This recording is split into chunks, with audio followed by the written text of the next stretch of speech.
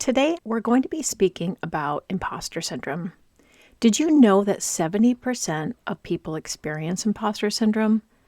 And many people experience it more than once. I was creating a presentation for a women's leadership conference, and I decided to do a little more digging into the history of imposter syndrome. Where did it come from, and how did we get this name? And what does it tell us about ourselves? So let's explore this today. Welcome to The Rooted Leader. Hi, I'm Kathleen Wisemandle. I'm a scientist, leader for over 20 years, and now a leadership coach. I know that most leaders are busy delivering work, so I created the short leadership minisodes that meet busy leaders where they are, offering insight, reflection, and questions that support growth in the flow of your work. Thank you for joining. So let's start with what is imposter syndrome. It was great to see that there was research back in 1978 by Pauline Clance and Suzanne Imes about the imposter phenomenon in women. And what was interesting to me is that it was known as a phenomenon before, not a syndrome. It was attributed to these women finding it really hard to find their own success in their professions. They felt it had little social value. And I think about this time where women were working outside of the home. Some were choosing careers versus family, and they lived in a fear that they were fraudulent or phony. At that time, a lot of it was attributed to the societal sex role stereotyping, but these things still exist today.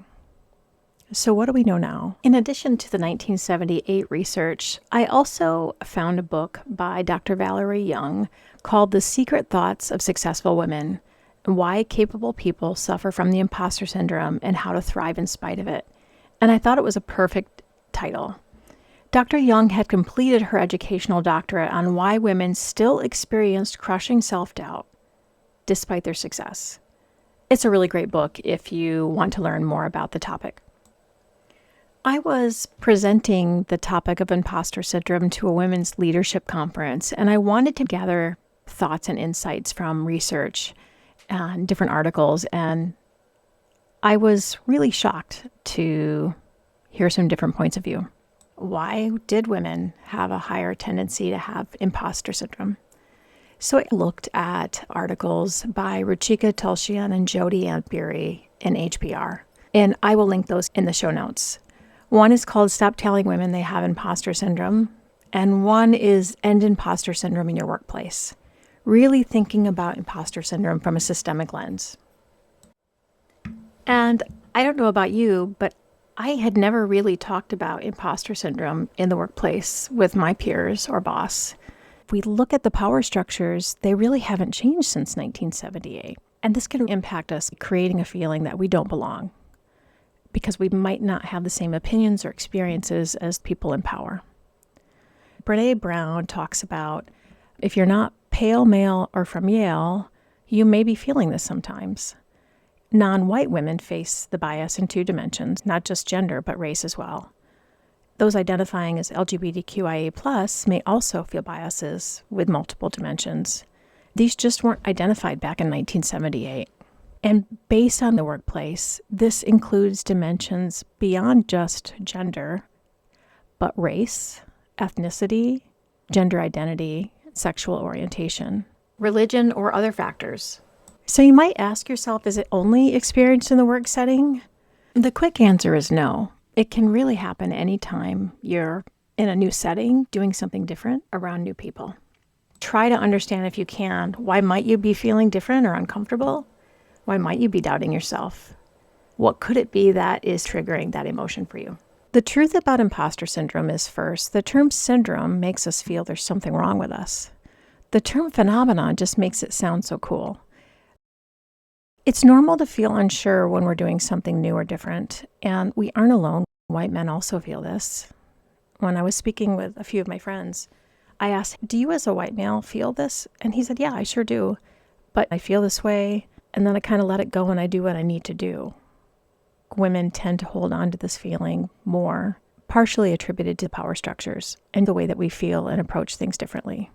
I also think that microaggressions and lack of representation are real. Don't minimize that. We don't see ourselves in places of power, and that can put even more pressure on us to achieve. I had a previous client who felt that she needed to be perfect in everything she did because she was representing all the young Black women coming after her. And that's a heavy burden. That's a heavy lift.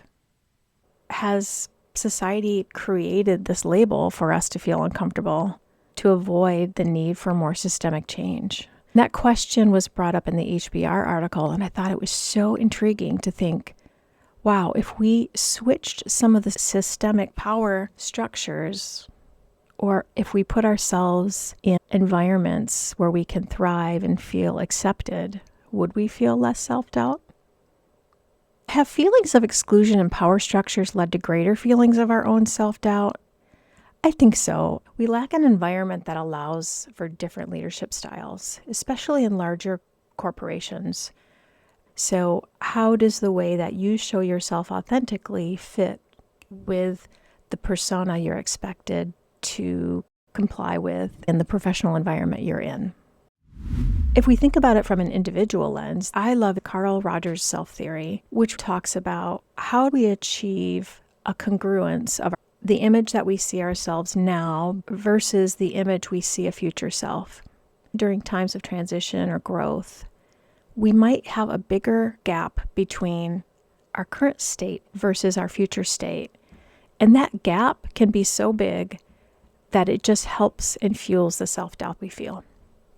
So if you're considering your own leadership development or even your future vision for yourself, ask yourself a few questions. How does your future self look? How do you want it to look?